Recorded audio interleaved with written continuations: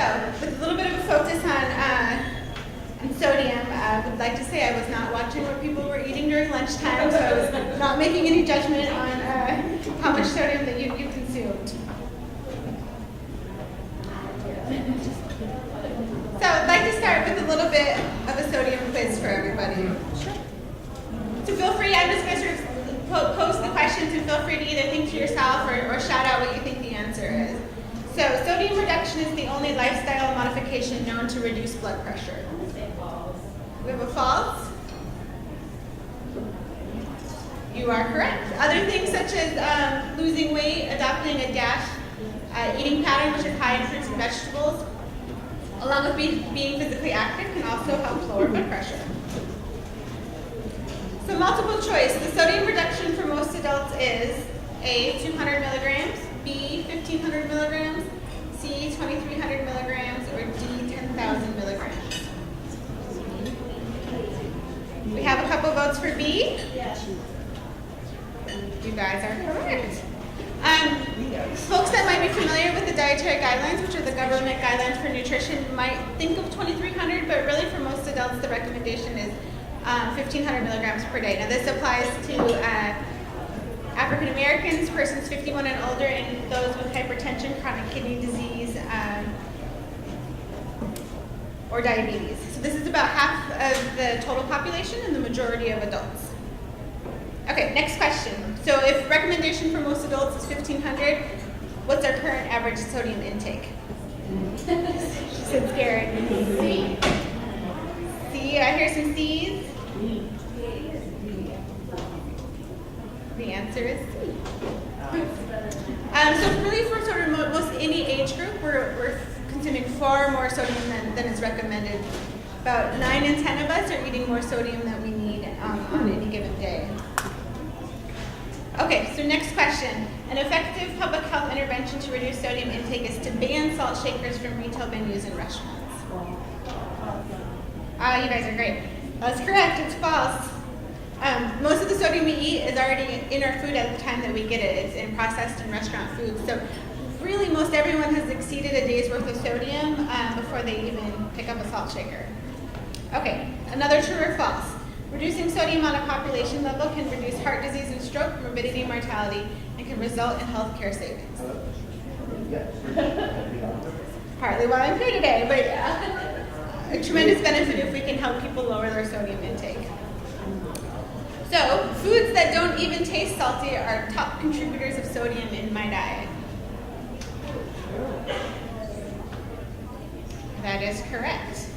So at CDC, we looked at sort of what was contributing the most sodium to people's diets, and it's things that are higher in sodium or that we think of as salty, like maybe pizza or some of our pasta sauces or soups, but it's also foods that are more moderate in sodium that we consume a lot of. So in the United States, that means breads. We eat a lot of breads every day. It's something moderate in sodium, but it really adds up throughout the day. The other thing that's sort of surprising to people is number 4 on the list, which is poultry, and this is both from things like chicken nuggets or things that have been processed, but also surprising to some people that some of the chicken that you think you're buying in the grocery store, that's like a tray of fresh chicken breast, many of those have been enhanced with the sodium solution, so important to read your label and pick the product lower in sodium.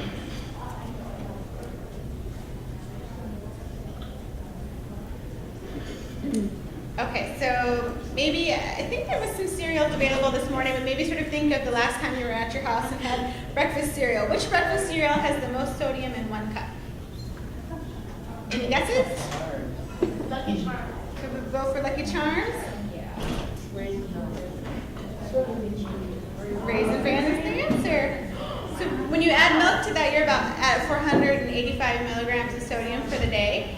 So if your recommendation, if you fall in that 1,500 milligram group, you're a third of the way there at just at breakfast time.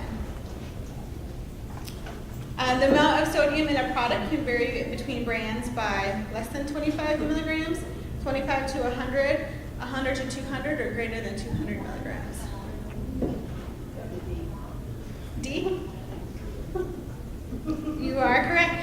So we went out into the marketplace and looked at the top 10 contributors of sodium in the diet, and it's really amazing sort of about the range of choices that are available, and I think it speaks to all of our needs as grocery shoppers to really look at the back of our products and look at the nutrition fact panels and make informed choices about what we're purchasing.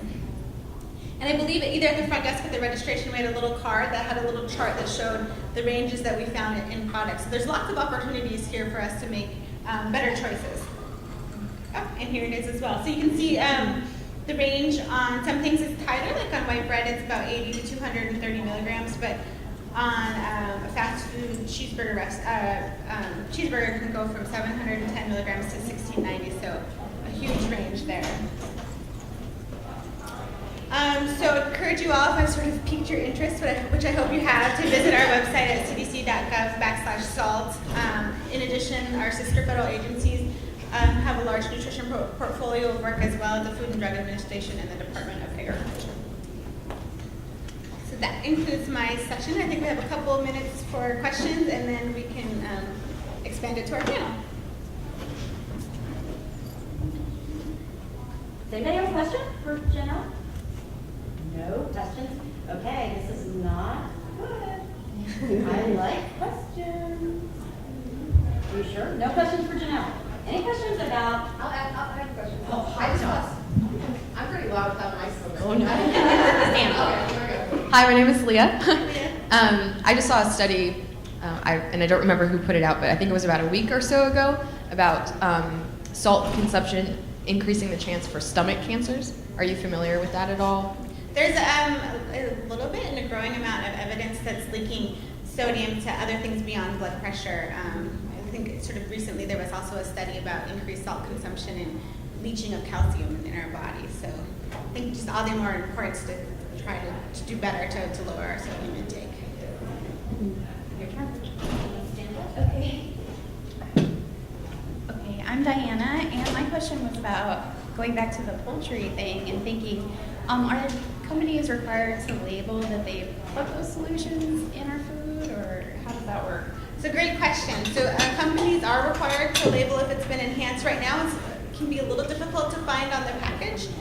We sort of have to look at it, it may say something like may contain up to X% of a solution.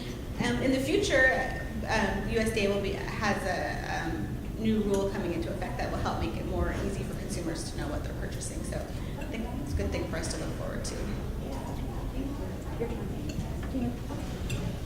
Hi, my dad had a hemorrhage stroke, and during his recovery, they made him take salt pills and not drink it all to keep the salt in him and take these huge force pills.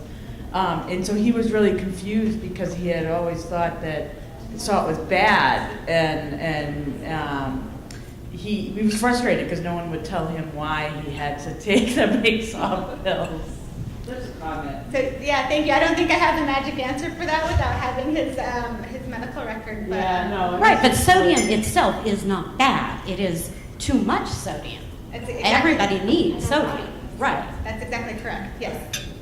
We have a doctor. I'll get the doctor. I'm here. The nurse or the doctor? Who goes first? Okay. It's a law. Okay. First of all, I cannot believe I missed this session because you were like on the top of my list, and I must have looked at the times wrong. But your site, your site is one that I reference all the time. I get information for my blogging from your site, and I really appreciate it. One of the things that frustrates me when I read a lot of blogs is information that's propagated that is not based on science. And the science sometimes is demeaned because of personal experience. How do you all deal with that when you see it online and you know that the information is not accurate and people may be misled because they're not using science-based, research-based information to make a point or sell a product, etc.?